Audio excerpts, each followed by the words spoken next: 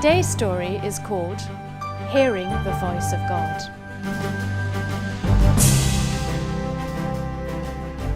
One evening, a young man went along to a Bible study on the importance of listening to and obeying the voice of God.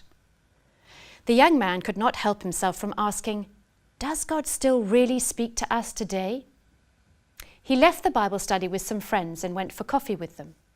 As they discussed the message, several of them spoke about the different ways in which God had clearly guided them.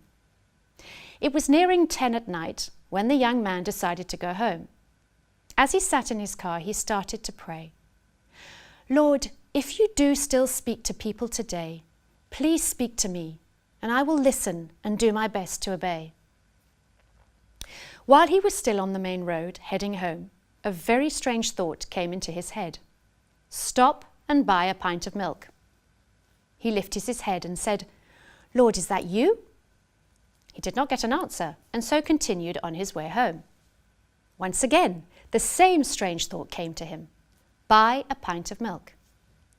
The young man remembered the story of Samuel and how he had not recognized the voice of God, but instead had run to see the prophet Eli. "Okay, Lord, just in case it's you, I will stop and buy a pint of milk."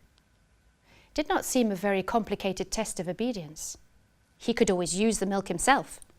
He stopped, bought the milk, and continued on his way home. As he passed 7th Street, once again he felt impressed upon him, "Turn into this road." "This is crazy," he thought, and carried straight on. But the impression that he should have turned grew even stronger.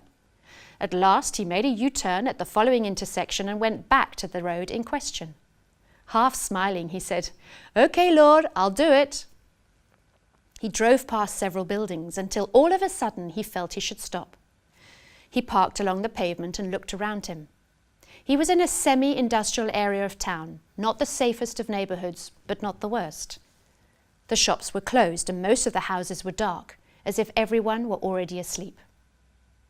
Again, he felt strongly impressed upon him, "Go and give the milk to the person in the house on the other side of the road."